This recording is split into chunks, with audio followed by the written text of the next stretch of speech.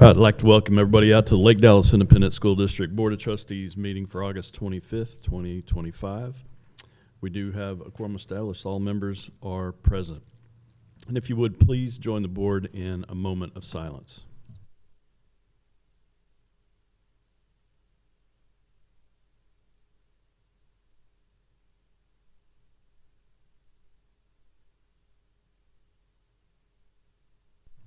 Thank you very much. Now, if everybody would please stand, we'll be led in the Pledge of Allegiance by Molly Avellino.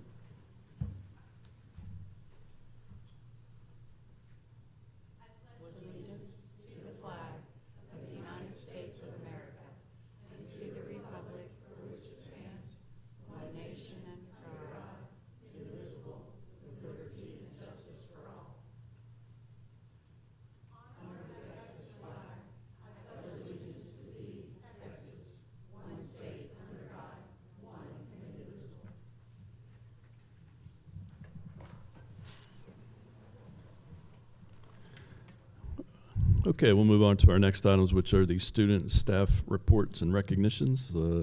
One we have is the TAEA District of Distinction Award. We'll hear from Jeanette Murray.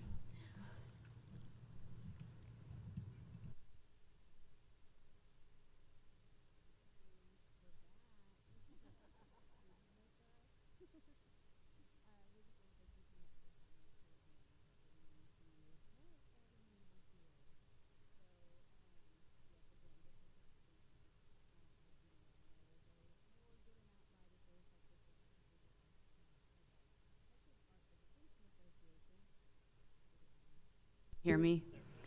There we go. I do this almost every time and nobody says anything. So thank you for being kind to me. So the Texas Art Education Association looks at school districts who submit a portfolio for their excellence in arts and advocating for the arts. So we submitted a portfolio, a rubric of 14 different criteria, and you have to meet a minimum of 12 of those. So we were amazing again, thanks to all of the help from all these ladies, and we met all 14 criteria again. So for the 7th year in a row, we are again a State of Texas District of Distinction in the visual arts. Yay! Yeah. So we have now still received this award every year since its inception, which is a really big deal because some of our neighbors still haven't done that.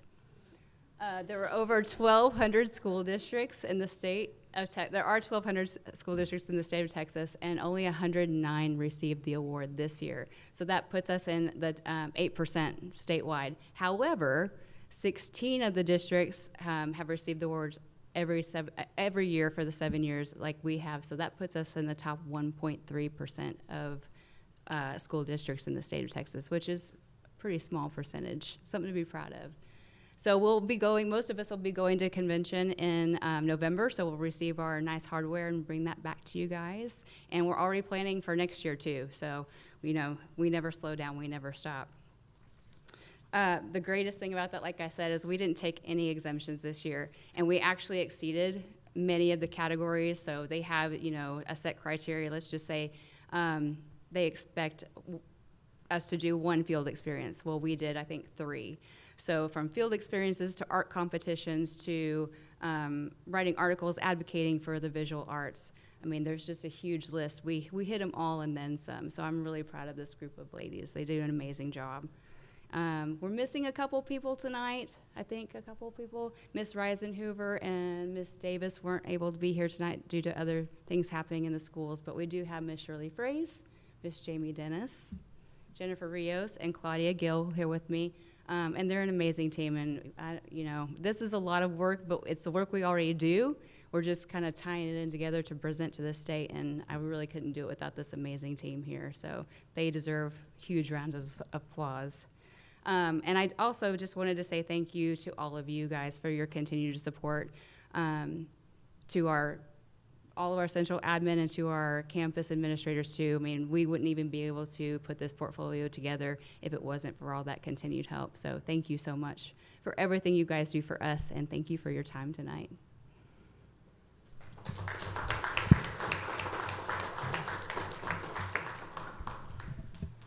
And she's not lying when she says they're back. They will be back at every meeting probably. Yeah, it's always there. All right, we'll move on to our introductions, and we have one introduction from Chief Chad Springer. Oh. One introduction of several people, right? One introduction of Alliance. Yes. Hello, Chief. Morning, or afternoon, evening, whatever we're at. All right, President Stacy, Dr. Brown, members of the board, thank you. Excited to be here. We actually have a full staff now. And so we've already introduced y'all to Sergeant Smith when he started back in February.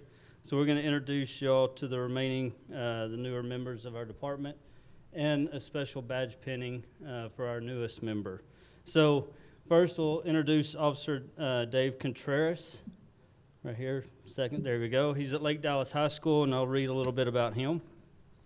Officer Contreras began his law enforcement career in 2012 with the Texas A&M University Commerce Police Department before joining Commerce ISD in 2017 as both a police officer and an educator. There, he launched the criminal justice program, advised the explorers, and partnered with K9 Coco on drug prevention.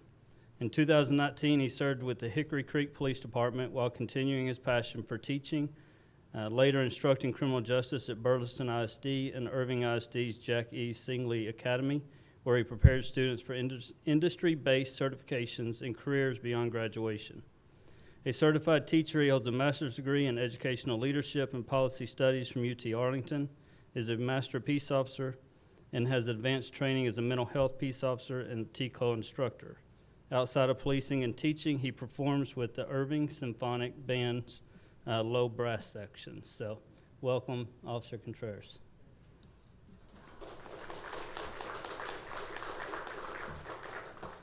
Next one is no stranger to most, Officer Michael Green. He's at the Lake Dallas Middle School.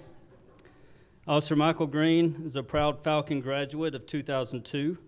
In high school, he served as a captain of the Corinth Police Explorers Post 1033 before graduating from the Texoma Regional Police Academy in 2015 and beginning his career with the Gainesville Police Department. There, he focused on patrol, community outreach, and even brought home gold medals at the Texas Police Games Bass Fishing Division in 2017. In 2018, Officer Green joined the Cook County Sheriff's Department, where he earned multiple commendations, a life-saving award, and advanced to sergeant investigator. He helped launch the district's school resource officer program, serving as Callisburg ISD, building strong connections with students while completing advanced NASRO training. He's an avid fisherman. He captained the Callisburg Wildcat Bass team to regional tournaments. And you can't make this up. Outside of work, he's a Ghostbusters fan who enjoys Chinese food. There's always one. Officer Green, thank you.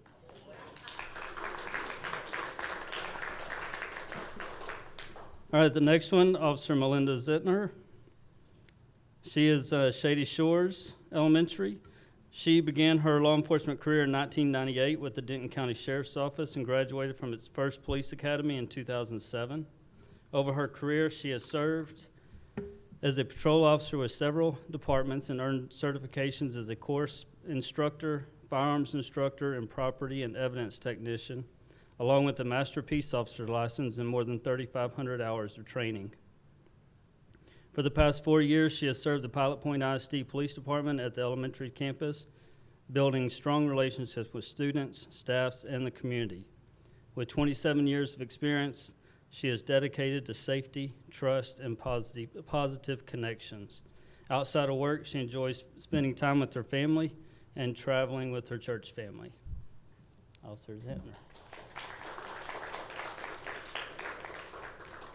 And our newest member that started about, 3 days before school started, so we were happy to have him, is Officer Gordon Blair, and he is going to be at Lake Dallas Elementary School.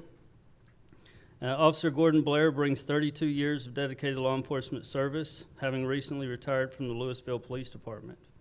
Over the course of his career, he has risen through the ranks as a Master Peace Officer and served in supervisory roles across a variety of units, including the school resource officers.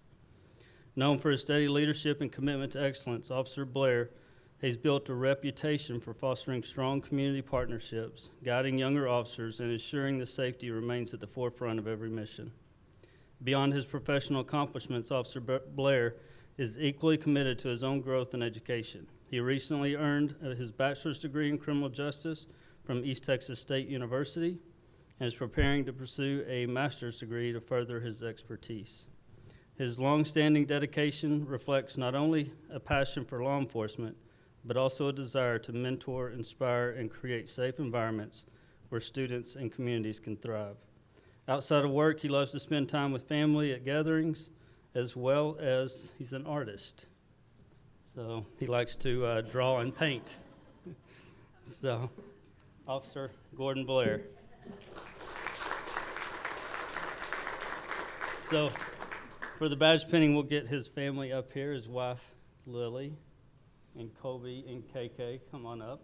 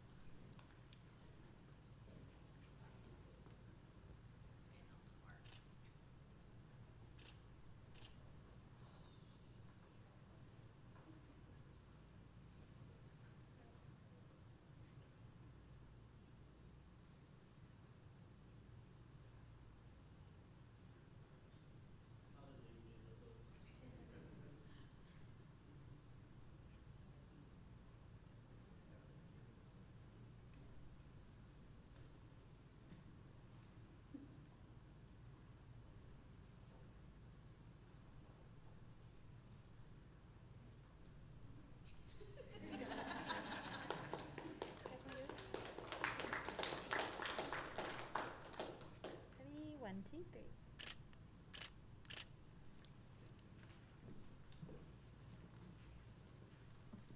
Thank you.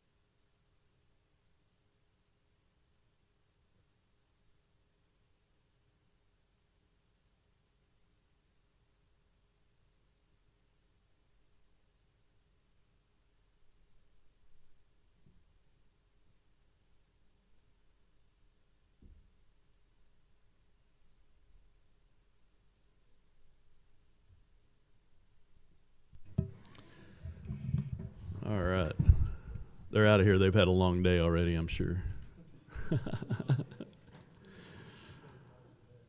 All right, the open session of the meeting will adjourn. The Board of Trustees will reconvene in executive session pursuant to one or more of the sections of the Texas Open Meetings Act, Chapter 551 of the Texas Government Code. The Board of Trustees will reconvene in open session to take any final action, decision, or vote on a matter deliberated in executive session, and it is 5:45.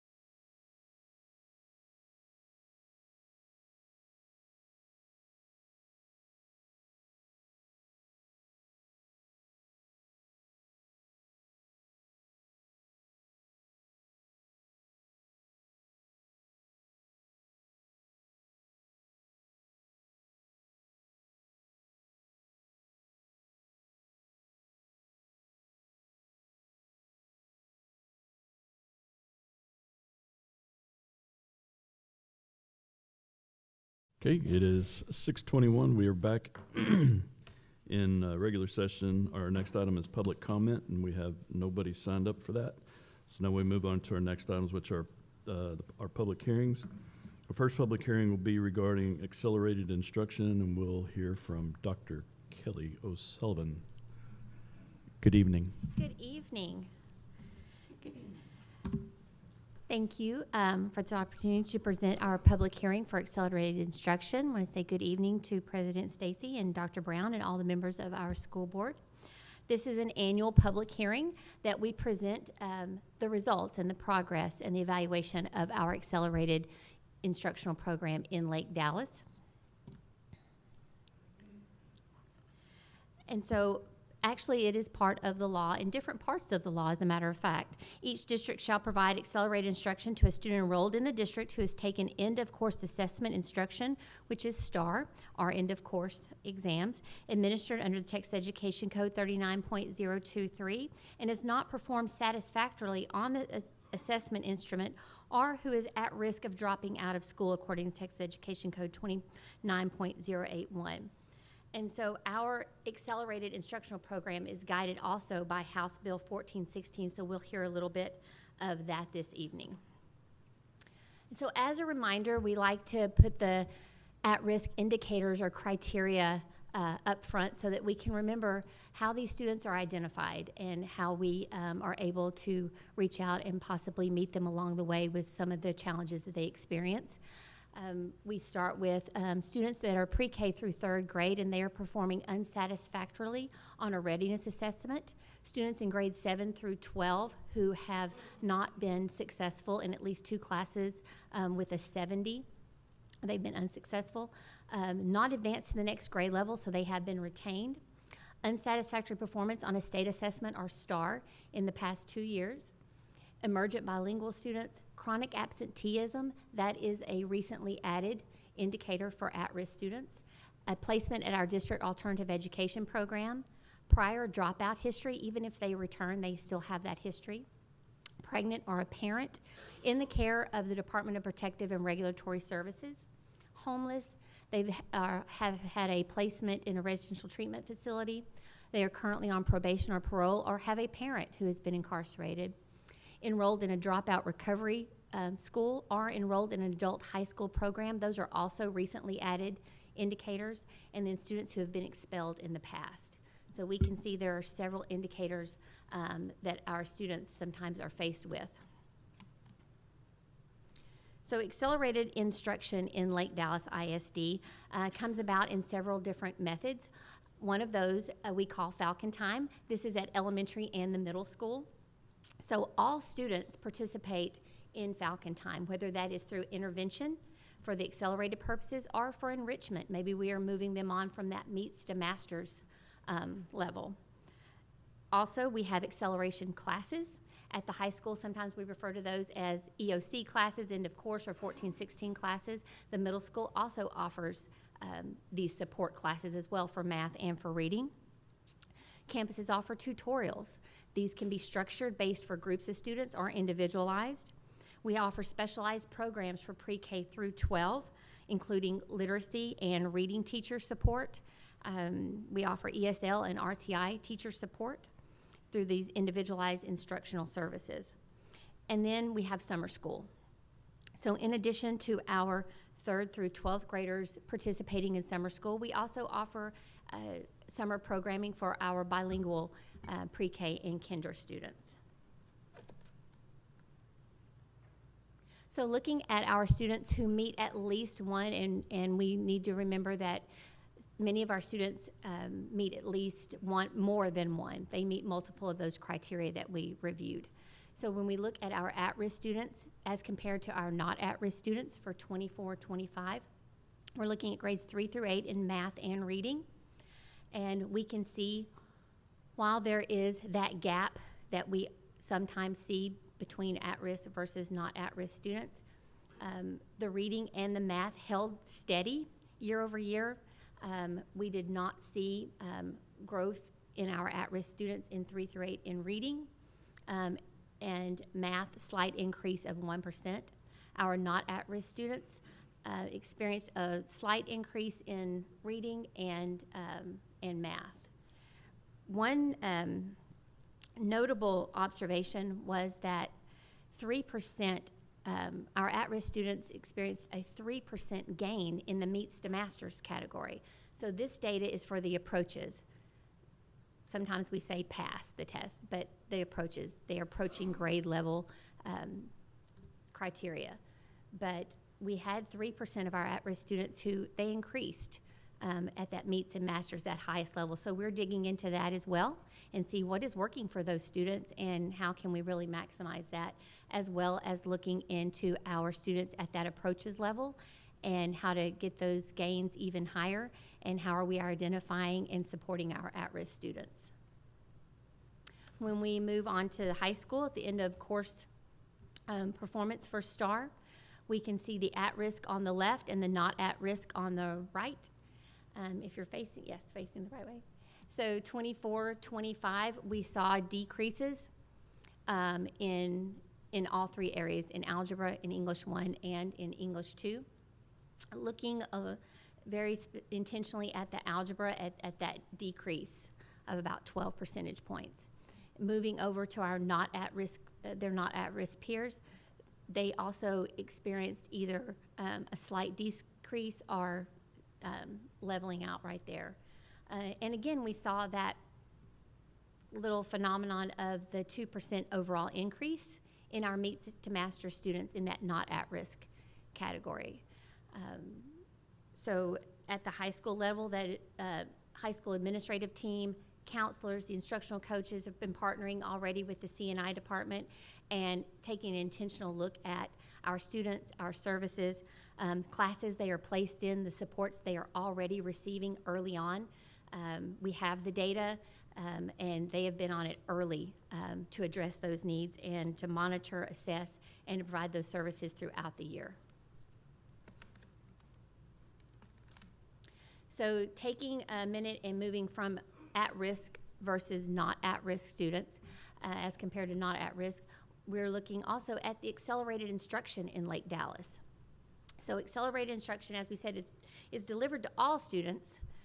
However, it is, namely when we go back to House Bill 1416, is for those students who have been unsuccessful on a state assessment. And so when we look at this chart, it's showing us the number of students who received accelerated instruction, and they met that criteria because they were unsuccessful on a STAR test the previous year. They received that accelerated instruction, whether it was through Falcon Time, that specialized instruction, or summer school, and sometimes a combination of those services, and then the following year's results. So a year-over-year comparison of that accelerated instructional growth. And so we can see in reading grades 3 through 5, we had 118 students that received accelerated instruction specifically for reading because they had been unsuccessful the year prior in reading. And of those 118, 45 of those students achieved their growth measure the following year. Math, we had 154 students who participated in accelerated instruction for the purpose because they had met the criteria, and 49 of those students achieved their growth measure this year. In 6 to 8, a similar chart, we are looking at 150 students in 6 through 8 who met the criteria. They had not been successful the year prior on their STAR assessment end of year, and 57 of those students achieved their growth measure after participating in one or multiple formats of accelerated instruction. And Math, 218 participated, and 94 met that growth measure. That does not mean that the other students did not progress, but they did not make that expected growth measure. In addition, this school year for 25-26, the middle school has taken a very intentional, systematic approach to their Falcon Time programming for accelerated instruction, and they've increased that time to 45 minutes, where it is standards-based, and they are really digging in progress, monitoring the students, giving the assessments along the way, and making sure the instruction aligns during that time. Previously, it was almost 30 minutes long, but what Ms. Bovan has found is that the students need time to come into class and get things ready and get the instruction going, and so that 45 minutes will serve them well as if it is a class period, and that's what it is. Our end of course at the high school for STAR Accelerated Instruction. For Algebra 1, we had 70 students participate in accelerated instruction due to being unsuccessful the previous year in math, and out of the 70, 39 made their expected growth measure. 45 in English 1 and 17 made their growth measure, and in English 2, 59 students and 34 achieved expected growth.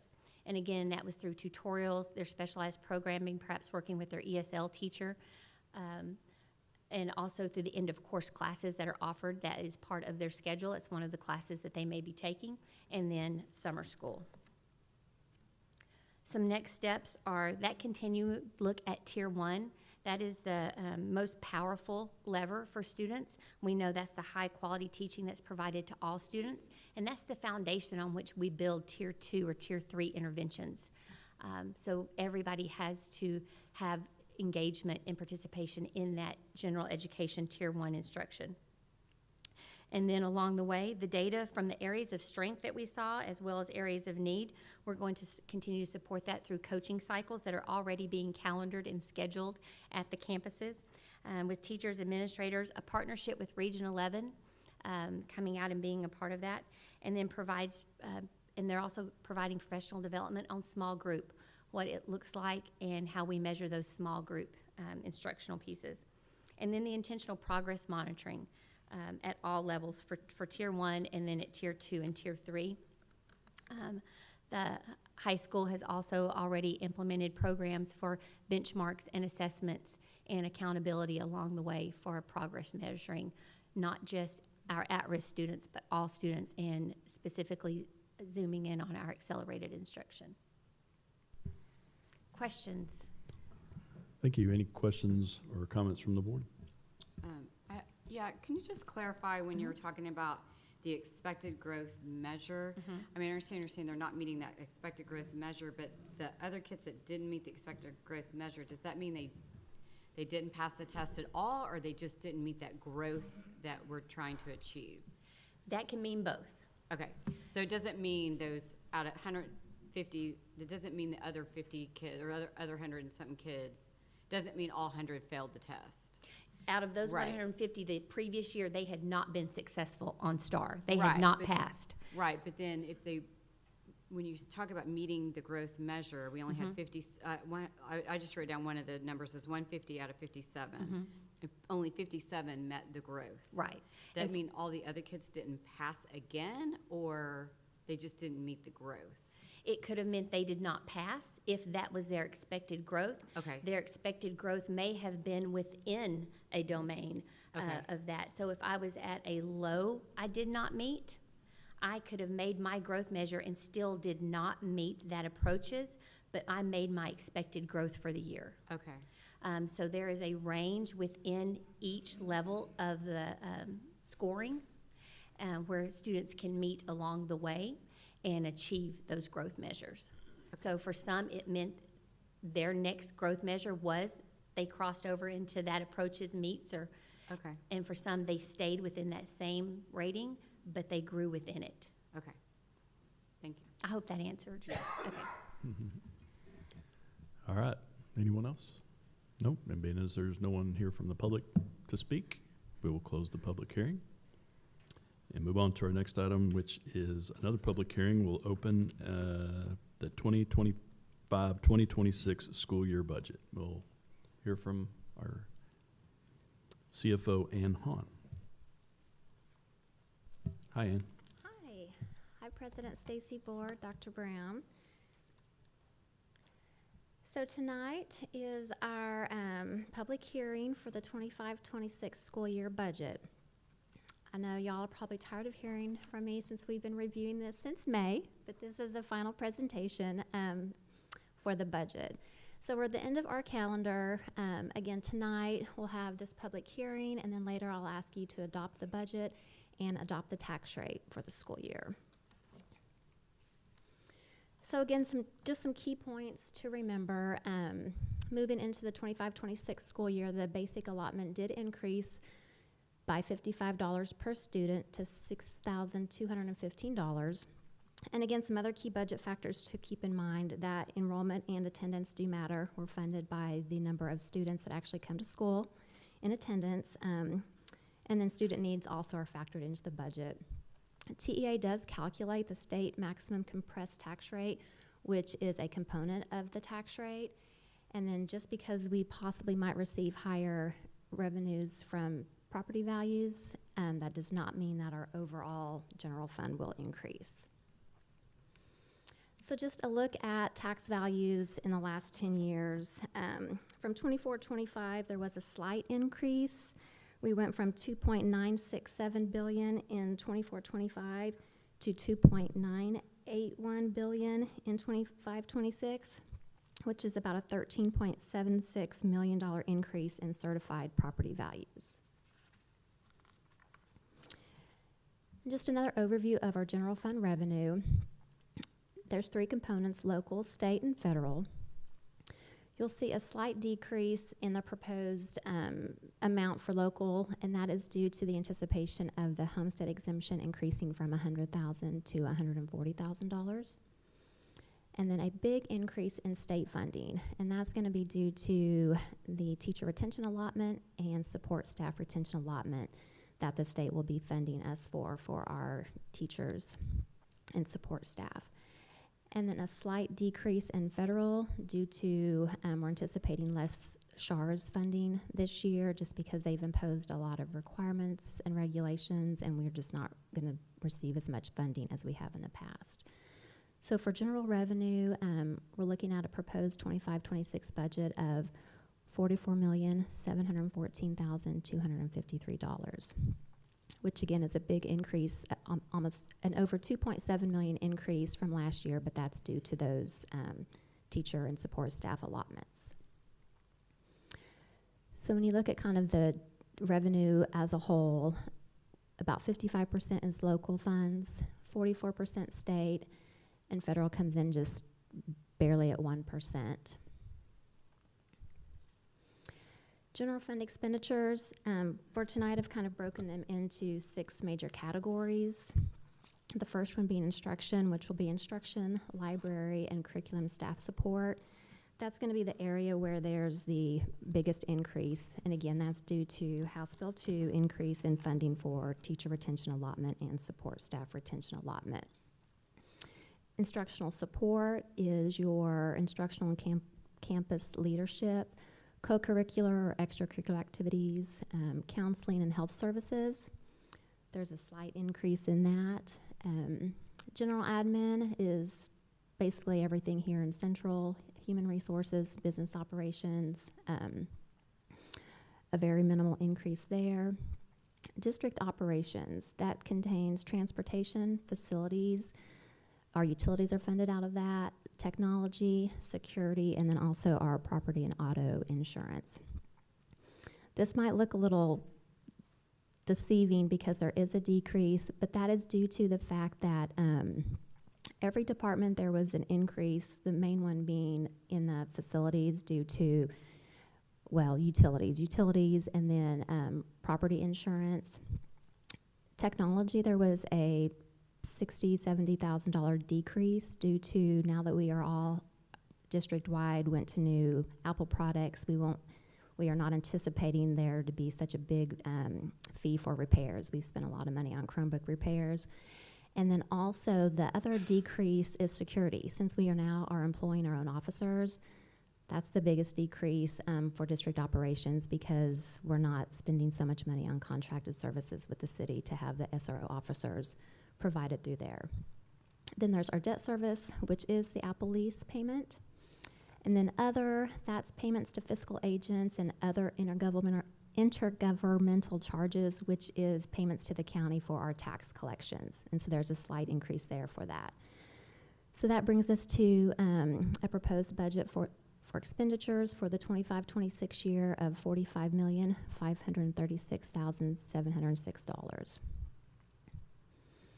And you can see from general fund expenditures, the biggest component is payroll, which equates to about 80%. And then contracted services is 8%, supplies and materials 6%, and then other comes in at 5%. So there's just a general overview of the proposed 25-26 budget. And we're going to ask you to be adopting a deficit budget of $822,453 this year. In our child nutrition budget, for the second year in a row, we'll be operating our elementary campuses under CEP program, which means all of our elementary students eat for free. And so that's why there's a deficit in that budget, just because we won't be bringing in as much funding. But one thing to remember, we do have a good fund balance in child nutrition due to the funding that we've received during COVID. We received extra money, so we have funding. We have a fund balance that we can spend down. And so for child nutrition, it's a deficit budget of $174,890. In debt service, it's a balanced budget, and that's based on the refunding that we did, since we were able to do that prior to September 1st and make our first payment on that. That allowed us to plan for a balanced budget for the 25-26 year. And so that's $1,368 for the debt service budget. And the tax rate that we are proposing is the exact same tax rate as last year. Here's just a historical look at the tax rate. You can see that there's been a slight decrease from the 17-18 to the 23-24 year, and then it's kind of remained constant. And this year, again, a proposed tax rate of 1.2552. And a look at our compensatory education budget for the 25-26 year, that came in at $1,271,807.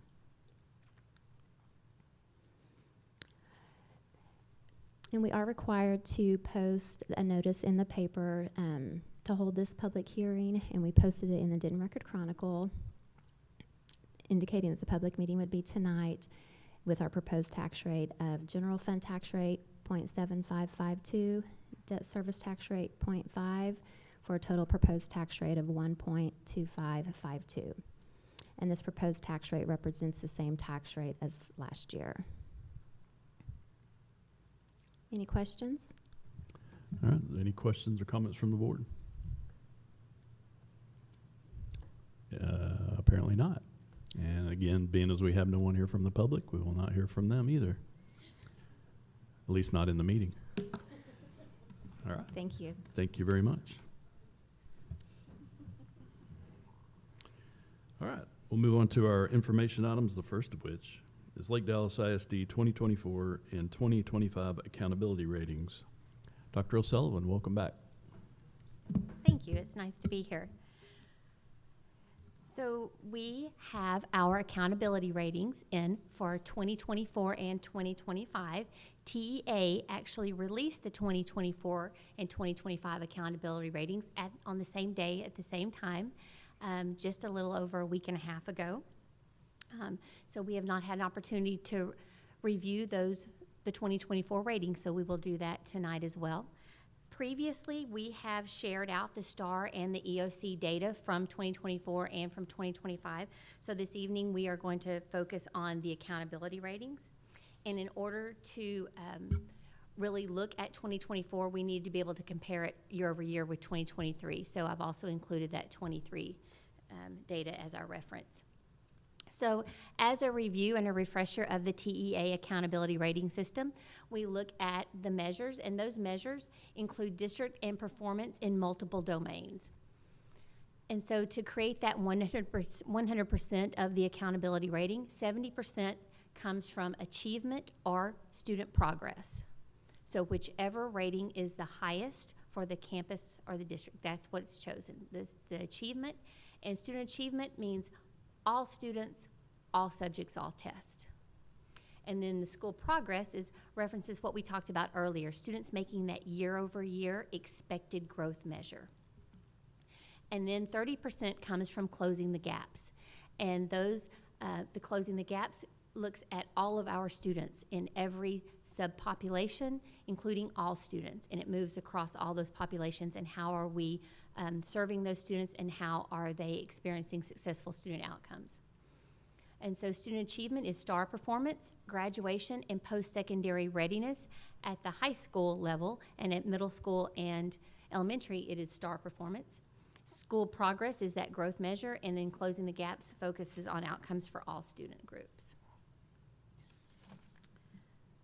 Okay, so starting out with Lake Dallas ISD ratings, we can see the 2023, 2024, and 2025 ratings are there. At the bottom, it's starting from the left, it's overall, the rating, and then it goes into the 3 domains of student achievement, student growth, and closing the gaps.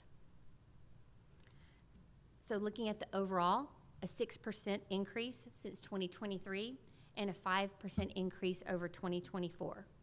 And a significant area of increase is in closing the gaps domain, which accounts for that 30% of the overall rating. And as a district, this increase was 10% over 23 and 24. And then looking at achievement and growth, both had increases as well, especially the student achievement at 5%. This year, looking at all of these ratings, the principals and the teachers and the campus staff, they know their students. They know them already, and they already have intentional strategies in place and support to address challenges that we're already seeing that relates to that academic success and the students across all those populations. So next, moving on to the campuses, we have Corinth Elementary accountability ratings. And again, looking at the overall plus the 3 domains, starting with the 2023, we see significant growth and achievement in all the categories. That administrative team and the entire campus have worked together to intentionally create successful student outcomes from the partnership with the district and CNI and Region 11 for those small groups, intervention and coaching, and continued data-driven practices. We see growth in the overall of 6% in achievement growth percentages as well, and then closing the gaps over 2023, we see that 44% growth. And then looking back at the overall from 23 to 25, we see that 20% growth.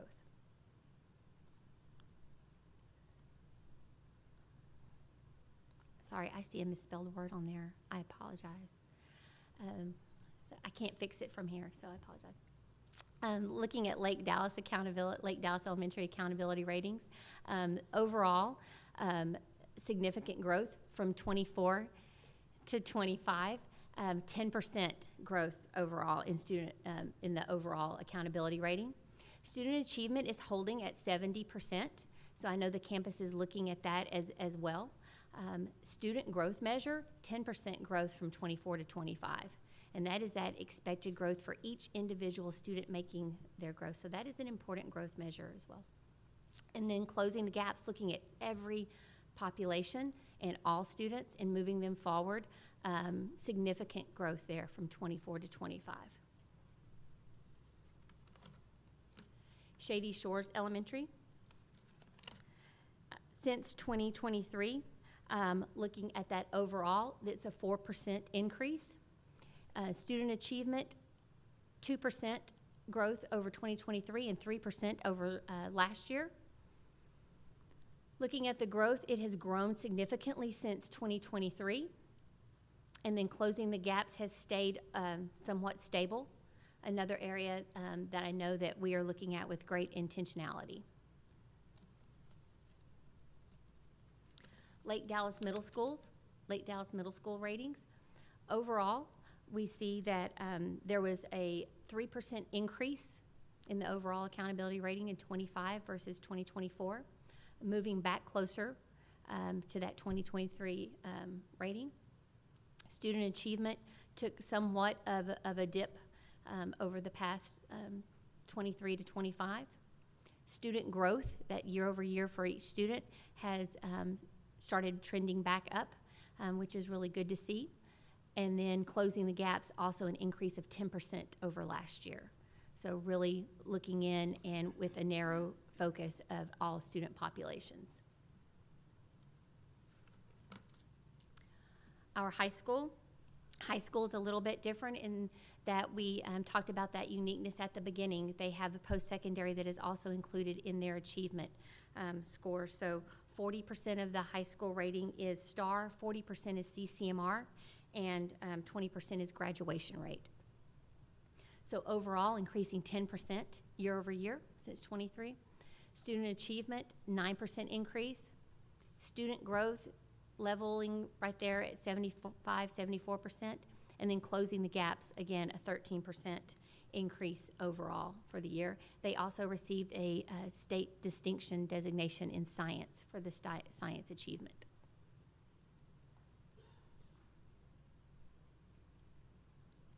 So some next steps after looking and digging in on this data, focus on math. We noticed even in the accelerated instructional presentation, and then here, math is an district-wide focus for us. We are excited that we have a new curriculum in place.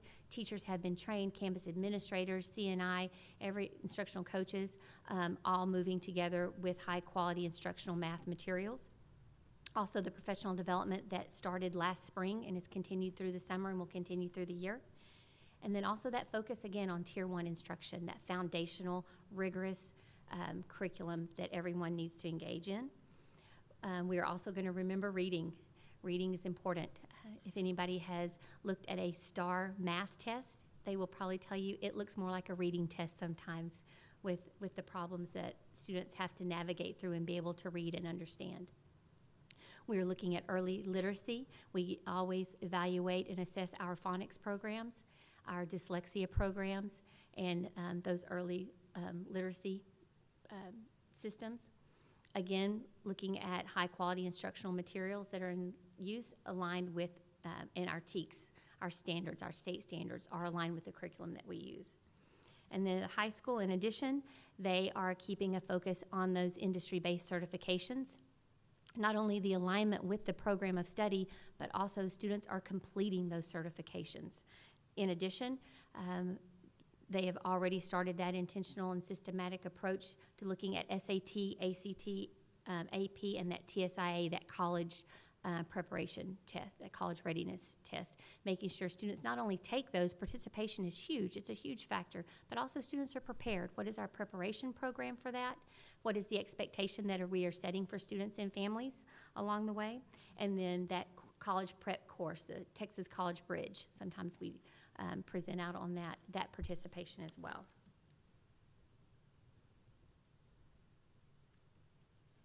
Any questions around the 24 or 25 accountability ratings? I'm going to go out on a limb and guess that Ms. Collier does. I saw her blue light. It's okay. I don't have any questions. I just want to make a statement that I appreciate the progress that y'all are making. And I wish on social media, newspaper articles that come out and plaster the grade or whatever, I wish they could see what we see and see the charts and the growth and the progress, because that's what it's all about. And I just wish public could see some of that. Of course they can if they're watching, but I just wish we could do a better picture of it. But of course, you know, we all know how social media and the newspapers are, but I just want to thank y'all for the work that you've done, and it's exciting to see those charts moving up. Any other questions or comments? Nope. All right. Thank you. We'll move on to our next information item, which is Lake Dallas ISD District and Campus Improvement Plans. Hi, Dr. O'Sullivan. How you doing tonight? Hello, I'm doing well. Thank you. You're not going to pull a switcheroo on me, are you? Good evening. Have somebody else get up there, right? No? Tonight, we are presenting our district and campus improvement plans as we do each year. This is a process that is, it is not just a lengthy process, it is a detailed process, and it involves everyone from campus, district, the community, the parents. Everyone plays a role in this process, and we are excited this evening to present these plans for you. The committees meet throughout the year, and a few times in the fall and in the spring, and they really build this plan. The district committee met just recently on August the 5th, and they were knee-deep in the data, highlighting areas of growth, areas of challenge. Did we meet our goal? How far away are we from that goal, and then what do we need to do? And then helping us reset the goals and provide feedback. So we also remember that the district and campus improvement plans, they're really living documents. We update those throughout the year with the committees as new data comes about, as new needs come about, as new resources sometimes become available. We look back in those improvement plans and say, how do we best serve our students, and what changes or revisions need to be made to continue to move forward? So this evening, the principals are going to present the aspects of the district and the campus improvement plans as aligned with our district priorities, specifically priorities 1, 2, and 3 of student success, faculty and staff engagement, and parent and family community engagement. And I am going to pass this to Ms. Jennifer Bryant. Thank you. Good evening. All right, so I'm starting with priority 1. We did a switcheroo on student on student success. Okay, good, it changed. Thank you, Mary. All right, so the first one on the district improvement plan is by May 2026, Lake Dallas ISD students will increase achievement in math and reading by 5%. And the second one is by May 2026, the percentage of emergent bilingual students who advance in all proficiency levels of reading, speaking, listening, and writing as measured by 2026 TELPAS will increase by 5%. Just some fun facts. In 2024, we were at 26%, and in 2025, we were at 33%. So in alignment with that is our SSE, Campus Improvement Plan. So our two strategies that we are mainly focusing on are by May 2026, SSE students will increase achievement in math, reading, and science by 5%. And by May 2026, the percentage of emergent bilingual students who advance at least one proficiency level as measured by TELPAS will increase by 5%. And for our strategies, you will see, we are going to be focusing weekly in our professional learning communities, digging into our new high-quality instructional materials that Dr. O'Sullivan was talking about. So we have a math Bluebonnet learning, and then many of us are using the Amplify reading, and then we also are on our second year of our new science adoption as well. So you'll see as we are digging into those in our professional learning communities weekly, we're also going to be giving common formative assessments, which are little checks along the way to see what adjustments we need to make in instruction during a unit.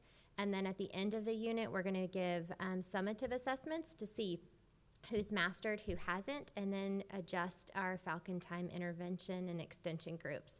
So not just focusing on the students who are struggling, but also pushing our students and challenging those as well. So you'll see a couple pictures up here. On the left is one of our kindergartners, and those are magnetiles, but they have letters written on them. If you look really closely, it spells tap, because they're learning their CVC words. And then in the center, those are some of our fourth graders working on angles. Yes, we still use protractors. Don't let anyone tell you we don't. And then on the right is some of our fifth graders working on their hands-on science experiments. You will also notice there is a lot of pencil and paper on that science table. That's an important focus on our campuses, is writing within science. So you'll see a lot of that as well. And with that, I'm going to turn it over to the lovely Dr. Grindle. All right, good evening, Mr. Stacy, Dr. Brown, members of the board. As you can see on the screen, we have a focus of Algebra 1, English 1, and English 2. Obviously, indicated by the data that you saw earlier, it's a substantial area of focus for us. Our campus leadership team didn't want to go with just approaching grade level. We wanted to hone in on increasing the percentage of students that meet standard and then also masters. So you guys saw in science last year we got a distinction award. Well, those same ninth graders were taking Algebra 1 and English 1. Our kids are really smart, and so we wanted to make sure that our staff knew that we are wanting to raise the bar for everybody. Our kids that really are going to struggle to hit that approaches, and then our kids to get from approaches to meets and meets to masters. And so very similarly to what Ms. Bryant said, some of the strategies we're using is really targeted progress monitoring through essential standards. So at high school, you can have 2 to 3 to maybe 4 teachers teaching content areas.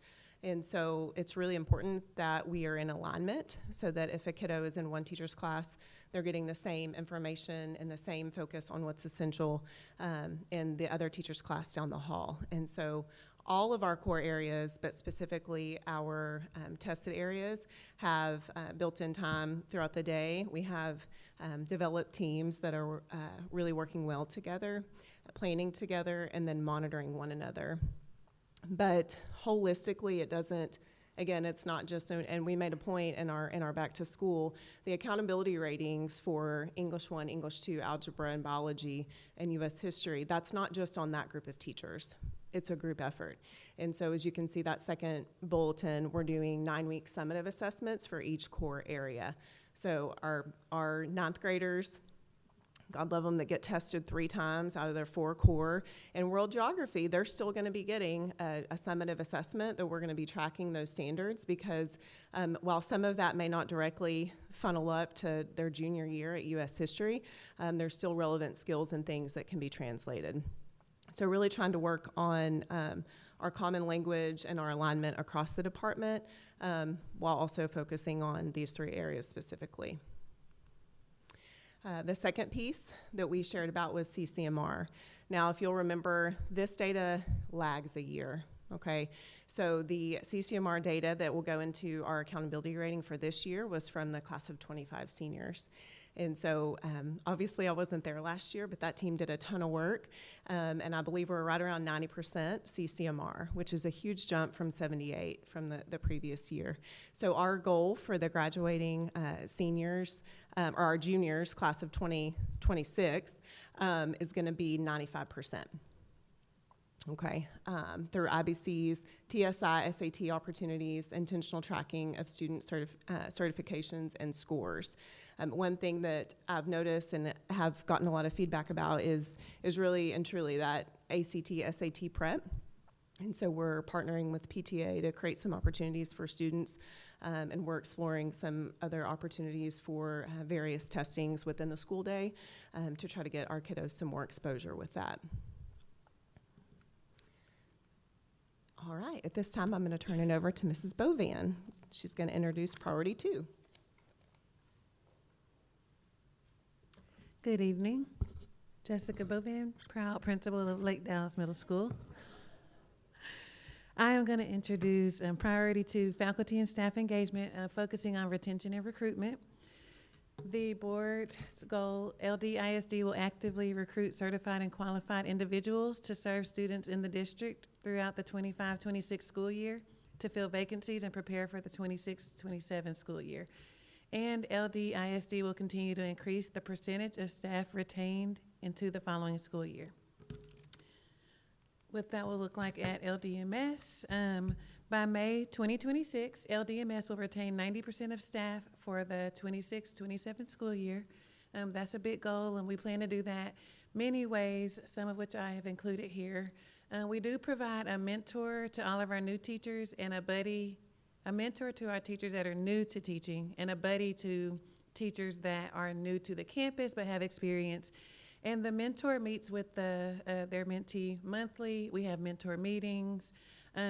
They work with our instructional coach with planning, and we really just want them to be surrounded with support. And our buddies, they work together. They have, they know, they've been teaching for a while, but just learning all of our district and campus, different things that we do. So that's what the buddy helps with. Also, relevant staff development. Teachers don't like to sit in staff development, especially if it's not pertaining to their job, specific job responsibility.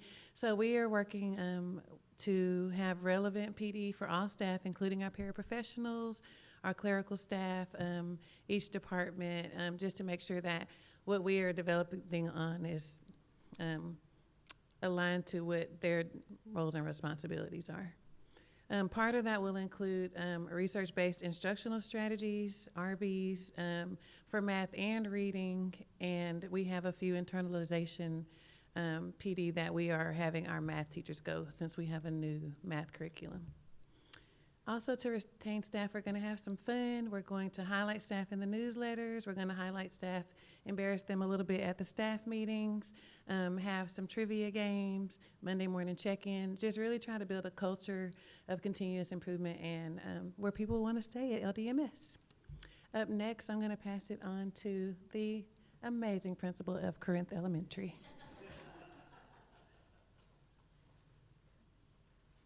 Good evening, Dr. Brown, President Stacy, and Board. And so I'm going to continue with priority 2, and that is faculty and staff engagement and professional development. And so LDISD faculty and staff will have the opportunity to contribute to the continuous improvement process through surveys, committees, PLCs, coaching cycles, and professional development from July 2025 through May 2026. And for the 25-26 school year, LDISD will implement a district plan for professional development for all staff. And so at CE, what this will look like is, in addition to all the professional development that Ms. Bovan just mentioned, we will also utilize our own team members at CE. And so we will have campus administrators conducting walkthroughs and observations, and providing specific data and feedback to staff to help with continuous improvement. And then also between August 2025 and May 2026, CE staff members will be able to have 2 opportunities to observe their colleagues, allowing them to inquire insights and different practices from the experts on their own campus. Because just because you teach a younger grade doesn't mean you can't learn something as a 5th grade teacher. And so that'll really allow them to learn from their peers and have different opportunities there with our new highly instructional qualified material, or highly qualified instructional materials. LDISD will also hold celebrations and recognitions monthly to recognize teachers and staff from August 2025 through May 2026. This includes things like birthday brownies monthly for teachers and staff, which are very delicious and we look forward to. And then also end of year celebrations like getting our pins and different things like that.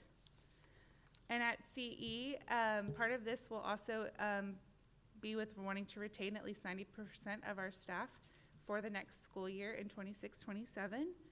And one of the ways that we want to do that is have something called a staff game changer. So it's like a you nominate your monthly draft pick. We have a sports theme at CE this year, and so this will be an opportunity for staff to nominate their colleagues and recognize that person for some of their work that they're doing on campus. But then also staff have opportunities throughout the day to give their teammates shout outs on our PBIS system, and so they're able to recognize their fellow colleagues, give them points, and then teachers are able to visit our campus store and purchase different things that they find fun, just like the kids do.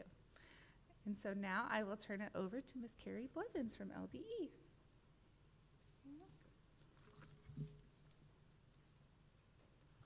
All right, good evening. I will be sharing priority 3, which is parent and family and community support. So the district's goals for priority 3 are LDISD will engage in ongoing communication with parents in the community during the 25-26 school year. LDISD will increase engagement and learning opportunities for parents and community through campus and district events. So to accomplish the district's goals, LDE has the following 2 goals. By May of 2026, LDE will increase engagement, participation, and parent-community communication during the 25-26 school year by 5%. And by May of 2026, LDE will increase the measurable results assessment, or the MRA, percentage in family and community engagement by 5%. And the MRA is a survey that's done through Leader in Me, where we send that out to all of our families and they provide that feedback. So I'd like to share some of the strategies that we'll be using to accomplish our goal of increased engagement, participation, and parent and community communication. So all of our homeroom teachers contact all families within the first 2 weeks of school.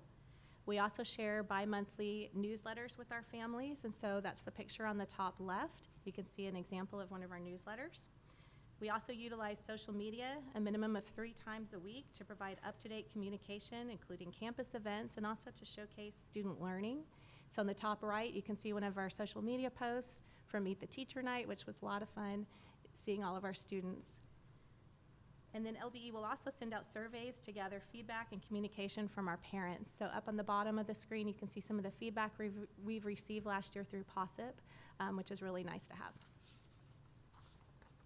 To accomplish our goal of increasing our measurable results assessment, or that MRA percentage, in community engagement, we're going to host family nights in the fall and the spring that focus on student learning. So on the top left picture up there, that's from one of our events, the Masked Reader, which is like the Masked Singer, except we had masked readers, and it was a lot of fun for our community.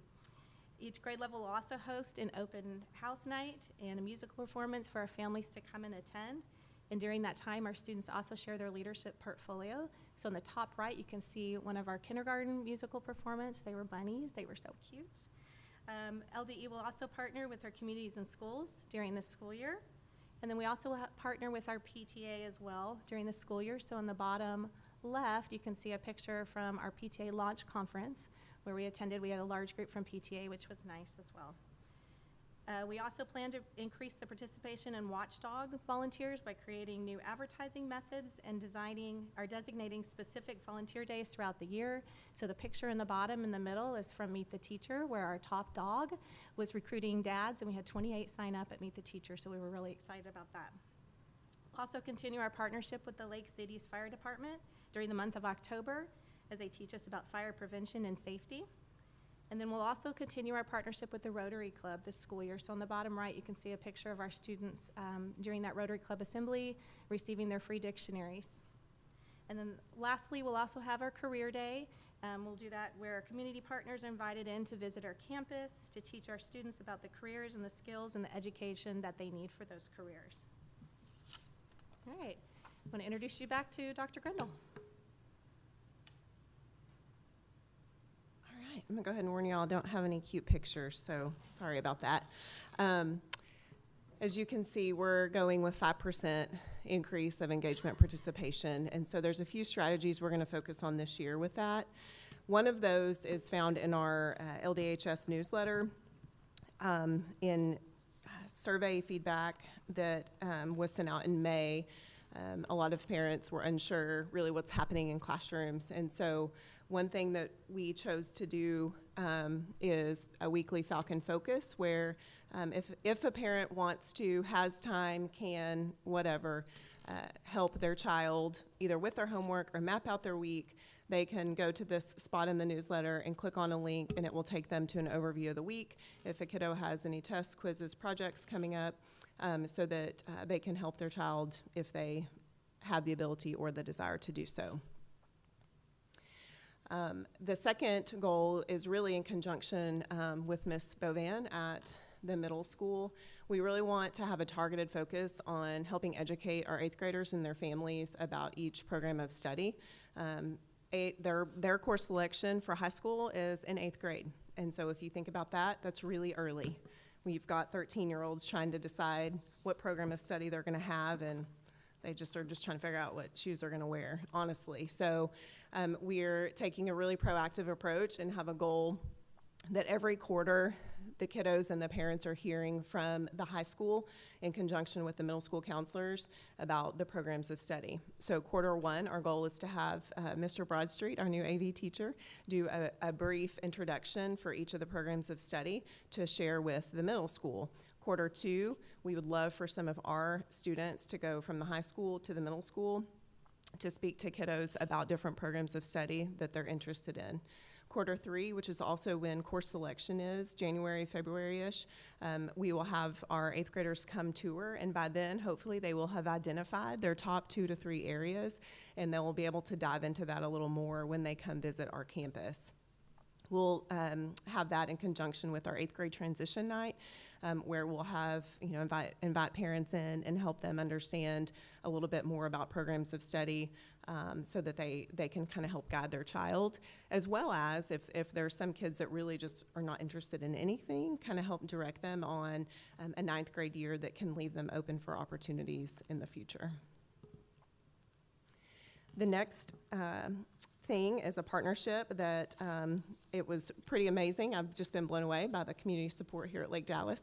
But we really wanted to enhance some student success, celebrating our student success. And so I had a conversation with a parent in passing, and she asked if there was anything I needed. And I said, actually, I would love to start Student of the Month at LDHS, and I would love a sponsor. Do you know anybody that might be willing? And I'm not kidding, within a day, she had connected me with Damon Hurst at Frost Bank, and they are sponsoring our Student of the Month. So once a month, we will celebrate a Falcon and a Student of the Month.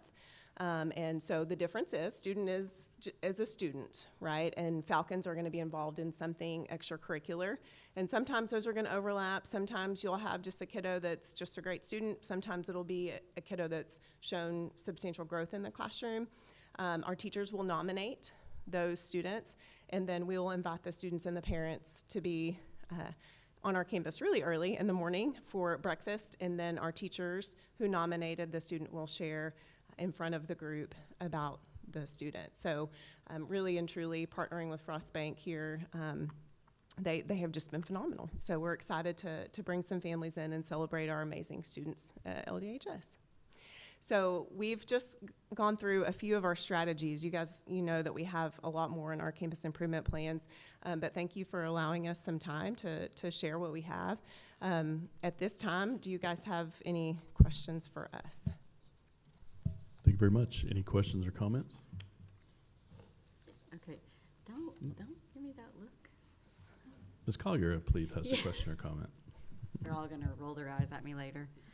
I do wanna say that I've already gotten positive feedback about the high school newsletter, about the individual things. I had a parent say that was great because I could see that my kid had a test on this day, so I didn't make that orthodontist appointment that day.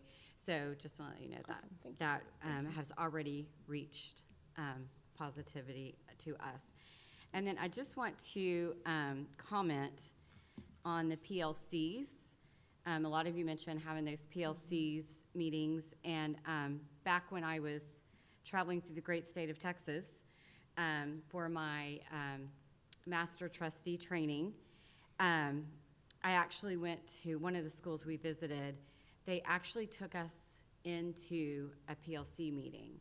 So I would like to challenge any of the board members, and if any of y'all ever wanted to invite any of us to a PLC meeting, it really was probably one of the most impactful things that I attended, because I also had heard some negativity. I know you're going to be surprised, from some teachers that weren't used to PLCs and why are we doing this and all that. And to actually watch a PLC that was functioning like it was supposed to be, it actually brought me to tears. I know y'all are going to be surprised, but it actually really, I don't know why I got so emotional, but it just did, because these are our kids, all of our kids in the great state of Texas, that we are trying to advocate for, and just watching them all go around and talk about how we can help here and the data and this and that was phenomenal too. I was privileged to be a part of. So just want to challenge, if anybody wants to invite your adoptive board member to any of your PLCs, I would challenge y'all to go, because that really was impactful to me, to see the nitty-gritty nuts and bolts of how you and your teachers are working every day to impact our kids. Thank you. You only get credit for one, by the way. Any other questions or comments from the board? Nope. All right. Thank you all very much. I appreciate I really appreciate all the hard work y'all put into that. It means a lot. All right, we'll move on to our consent agenda. The consent agenda is those routine items that can be handled in one motion and vote. Is there any questions or comments regarding the consent? If not, I'll entertain a motion. I'll move to approve. Motion to approve by Mr. Smith. Do I have a second? Second by Mr. Appleby. Any further discussion? If not, all those in favor of approval, please indicate. And that passes unanimous. Thank you. Move on to our action items, the first of which is consideration approval of resolution regarding the resolution regarding Senate Bill 12 and parental rights. Dr. O'Sullivan, welcome. Thank you for having me back. Our principals are going to move on with their evening commitments. So this evening, we are bringing you a resolution for your consideration regarding Senate Bill 12 and parent rights. And so Senate Bill 12 from the recent 89th legislative session relates to parental rights in public education, including requirements and prohibitions regarding instruction, diversity, equity, and inclusion, assistance with district student social transitioning, and student clubs. TASB has made a recommendation that districts adopt a resolution during this gap time of when the policy and the law are really being framed and ready to be moved to the districts for adoption. And so that's what we are bringing to you this evening. You have the complete version of the resolution in front of you, but we wanted to provide just a brief overview of some of the requirements of parts of this resolution. So one major component of the resolution is an overarching parent access piece. And so within it, the resolution sets expectations around access for parents of their students' educational records. And so parents shall be granted access to all of their child's educational records. Also, access to instructional plans or syllabuses. Much as you saw Dr. Grindle present out, this is something that we have already started and we're already doing in Lake Dallas. At any time, parents can request what those lessons are, what their children are learning, given syllabuses. But now we are actually creating links on the website. Dr. Grindle has already started that at the high school, so parents can click on it and see what those plans are, even at a week or for the semester at a time. And then also, in alignment with access, is parents have the right to parent-teacher meetings each year. And so there's a minimum of 2 that they are offered during the year. And again, these are current Lake Dallas practices to offer parent-teacher meetings. Another overarching umbrella is that additionally, SB 12 prohibits certain educator or district staff actions, such as assisting a student enrolled in the district with social transitioning, including providing any information or guidelines intended to assist a person with social transitioning. Also prohibited actions include engaging in diversity, equity, and inclusion duties or instruction or requesting that of some other staff member. Again, these expectations and practices are already in place appropriately in Lake Dallas. We are following those guidelines before they were even presented as a resolution. Additionally, Senate Bill 12 requires parent consent. So we've had parent access, we've had prohibited actions, and then parent consent is another umbrella of actions. The parent consent includes student participation in a district-sponsored or authorized club or organization. And so even of now, parents' consent is being sought if their child wants to be in student council, if their child wants to be in National Honor Society, if their child wants to be in band. We are obtaining parent consent for that. Requires parent consent for access to school counselors and nurses. And we are currently in the process of distributing and obtaining parent consent. So students are able to visit with a counselor or participate in guidance lessons or character lessons, as well as access any medical services offered by the nurse. And so looking at SB 12, there are other components that you'll see on there, such as board meetings offered during a time that's not during the work hours, offering public comment at the beginning, things that we are already doing and have in place in Lake Dallas. So this is not new practice for us, but it is just confirming that it is in place through a resolution that we're bringing to you and asking for your approval for that. Do you have any questions about the resolution? All right, thank you. Any questions or comments from the board? Apparently not. You're off the hook. Thank you. All right. That is an action item, so I guess we need to take a vote. Is there any questions or comments from the board? Nope. Do I have a motion on this item? Motion to approve by Mr. Tucker. Do I have a second? I'll second. A second by Mr. Smith. Any further discussion? If not, all those in favor of approval, please indicate. And that passes unanimous. Thank you. All right, our next action item is consideration approval of the 2025-2026 General Fund, Food Service Fund, Debt Service Fund, and Compensatory Education budgets. Whew. That's a mouthful. I know. Hi again. So earlier during the public hearing, I presented our proposed 25-26 budget for general fund, child nutrition fund, debt service, and compensatory education. And so now I just come to you asking you to adopt that budget. In your packet, there is a summary of all four of those funds. And again, it is a requirement for the board to adopt these four funds. Any questions? Yes. No, No? we're just getting ready to make a motion. Oh, okay. Is there any questions or comments? If not, I'll entertain a motion. I move to adopt the general fund, debt service, food service budget, and compensatory education budget for the 25-26 school year. We have a motion to approve as stated by Ms. Collier. Do I have a second?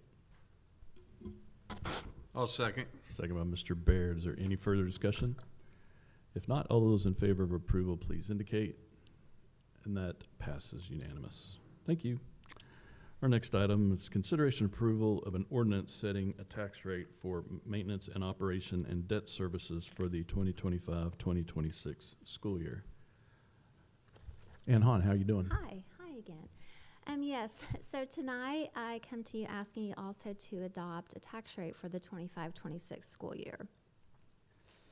So just a comparison of the tax rate from the 24-25 year to the 25-26. Again, you'll see there was no change. Maintenance and operations stayed at 7.7552, debt service at 0.5 for a total tax rate of 1.2552, which is the same tax rate that was adopted in the 24-25 school year. And another look at our tax rate over the last several years. Again, you can see since 23-24 year, it has remained pretty constant. And there again is the proposed tax rate. So also in your packet is a required ordinance for you to sign, and this does have some confusing language on it possibly, so I'll try my best to help you understand it. So the motion that you will be making tonight is that the property tax rate be increased by the adoption of a tax rate of 1.2552, which is effectively a 11.31% increase in the tax rate. And so basically what that motion means is there's a no new revenue tax rate, which if we had no increase in, our property values are increasing, and so obviously there's going to be more money generated. And so that motion is based on the no new revenue total tax rate of 1.1277. And our tax rate that we're asking you to adopt is 1.2552. So since there's an increase from the no new revenue tax rate to the tax rate we're asking you to adopt, the required language is as such. And then on the actual ordinance, there is 2 statements that's required to be on there as well. One statement being, this tax rate will raise more taxes for maintenance and operations than last year's tax rate. And again, that's due to property values increasing. The second statement is the tax rate will effectively be raised by 20.74% and will raise taxes for maintenance and operations on a $100,000 home by approximately $0. And so this, again, the motion is based on the total tax rate. This statement is only based on the maintenance and operations. And so the no new revenue maintenance and operation tax rate is 0.6255, and the tax rate we're asking you to adopt for maintenance and operations is 0.7552. And so that's the percentage increase on that. But since the overall tax rate is the same, that's why the increase is $0. But as a reminder, this does not mean the overall tax rate is increasing.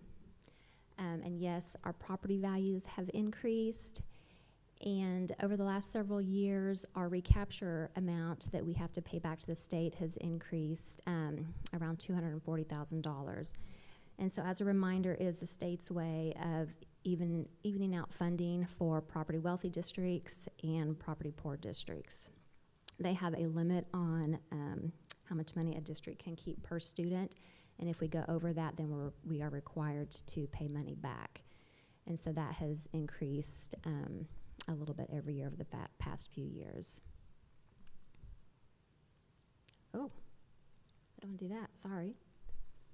So again, one last look at the proposed tax rate for the 25-26 school year. Maintenance and operations of 0.7575, debt service of 0.5 for a total tax rate of 1.2552.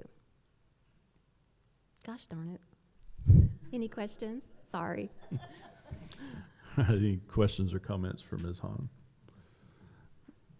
All right. And just so y'all know, this And there is a very prescribed motion that has to be said, and it has to be a record vote. record vote. That's what I was getting at. Thank you. Thank you.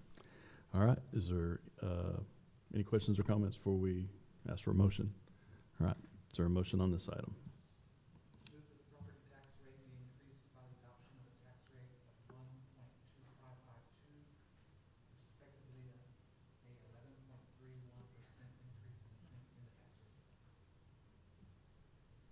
All right, I have a motion to approve as stated by Mr. Appleby. Do I have a second? Second by Mr. Bartley. Thank you. We'll go to start down here with Mr. Bartley on your vote. Yes, for Mr. Bartley. Mr. Appleby? Yes. Mr. Tucker? Mr. Baird? Yes. Mr. Smith? Yes. Ms. Collier? Yes. And Mr. Stacy? Yes. All right. That passes unanimous with a record vote. All right, thank you. Our next item is consideration approval of City of Lake Dallas drainage easement requests on the Lake Dallas ISD property located at 104 Swisher Drive, Lake Dallas, Texas. Is it drive or road? Is it drive? Is it Swisher Road? Road. I don't know. It's road. So now all my presentation's shot. That's great. Yeah, it's all wrong. You drive on a road, so it doesn't matter. Okay. I don't know. We're just gonna keep It's all going. good. Go ahead. Good evening, board. Good evening, Dr. Brown. Yes, so I have several easements for your consideration and approval tonight, 5 to be exact. This is a part of the City of Lake Dallas and the upgrades they're making to their city and their infrastructure, specifically drainage and easements in several locations that affect our district. So this is one of 5 tonight that we're going to go through fairly quickly. The first 3 are right here at this building, 104 Swisher Road, Lake Dallas, Texas. This will be on the south side of the building. It's that section between our property and where that apartment complex is. The city's needing this easement here about 25 feet across for drainage to build a culvert and to help with water flow and moving water away from certain areas. So this is the first easement for consideration. All right, any questions on this? Pretty straightforward. If there's no questions, I'll entertain a motion. Motion to approve by Mr. Tucker. I'll second. Mr. Smith with a second. Is there any further discussion? If not, all those in favor of approval, please indicate. And that passes unanimous. All right, our next one is, okay, I'm totally lost. Okay, here it is. Consideration approval of City of Lake Dallas temporary drainage easement request on Lake Dallas ISD property located at 104 Swisher, Lake Dallas, Texas, 75065. Same area property. This would be to the west of us between our property and the manufacturer right there of those homes. This would be temporary, so they're only going to take over this easement while they put in a drainage system, and then, of course, we will get that easement back. But this one would be temporary, when temporary is 2 to 3 years, however long it takes to complete these projects. And I'm not exactly sure when they will tackle these. They're going to jump on the Hundley and Dobbs sections first. So, but this is a temporary easement that the city is asking us to consider and approve. Thanks, sir. Is there any questions or comments? If not, I'll entertain a motion. Motion to approve by Mr. Appleby. I'll second. Second by Mr. Bear. Is there any further discussion? If not, all those in favor of approval indicate. That is unanimous. Pass. Thanks. 10G. F. That's what I said. That's what I meant. There we go. I've already scratched it out. I can't go back.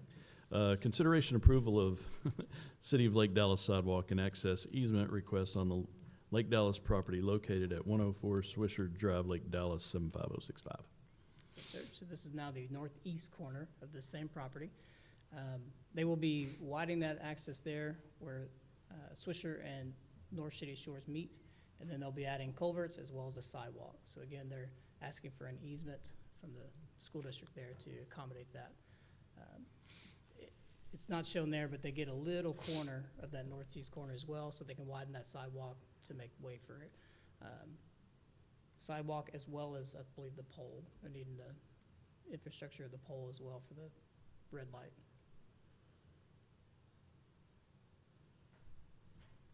Any questions on this one? All right, any questions on this item? If not, I'll entertain a motion. Motion to approve by Ms. Collier. Second by Mr. Smith. Is there any further discussion? If not, all those in favor of approval, please indicate. And that passes unanimous. 2 more. Now.